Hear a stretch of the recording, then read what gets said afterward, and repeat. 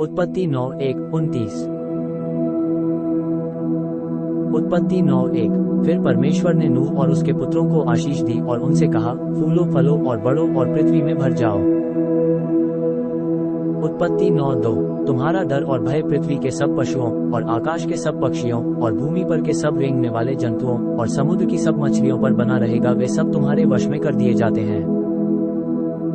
उत्पत्ति 9:3। सब चलने वाले जंतु तुम्हारा आहार होंगे, जैसे तुमको हरे हरे छोटे पेड़ दिए थे, वैसे ही तुम्हें सब कुछ देता हूँ। उत्पत्ति 9:4। पर मांस को प्राण समेत अर्थात लहू समेत तुम न खाना। तारांकन।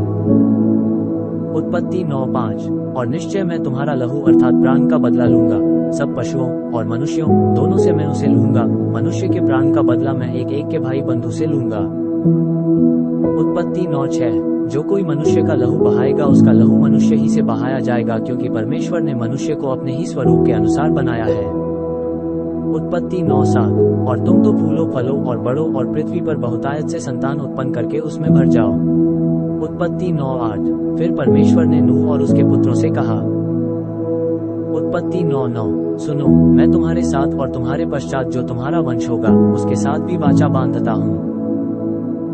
उत्पत्ति 9:10। और सब जीवित प्राणियों से भी जो तुम्हारे संग है, क्या पक्षी, क्या घरेलू पशु, क्या पृथ्वी के सब जंगली पशु, पृथ्वी के जितने जीव जंतु जहाज से निकले हैं। उत्पत्ति 9:11। और मैं तुम्हारे साथ अपनी यह वाचा बांधता हूँ कि सब प्राणी फिर जल प्रलय से नाश न होंगे और पृथ्वी का नाश करने के लिए फिर जल प्रलय न होगा। उत्पत्ति 9:12। फिर परमेश्वर ने कहा, जो वाचा मैं तुम्हारे साथ और जितने जीवित प्राणी तुम्हारे संग हैं उन सब के साथ भी युग युग की पीढ़ियों के लिए बांधता हूँ, उसका ये चिन्ह है।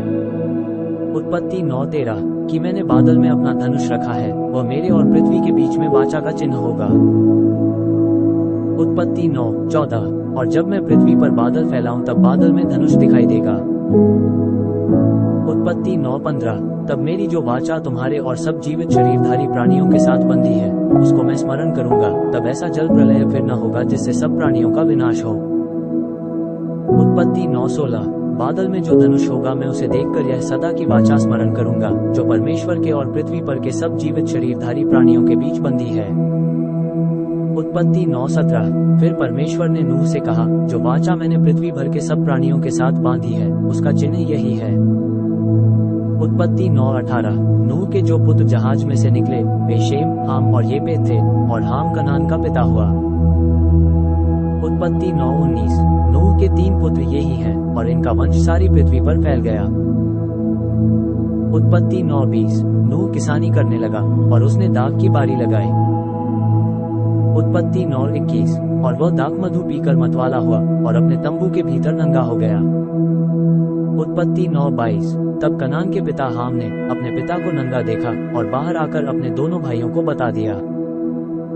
उत्पत्ति 9:23। तब शेम और येपेत दोनों ने कपड़ा लेकर अपने कंधों पर रखा और पीछे की ओर उल्टा चलकर अपने पिता के नंगे तन को ढांप दिया, और वे अपना मुख पीछे किए हुए थे, इसलिए उन्होंने अपने पिता को नंगा न देखा।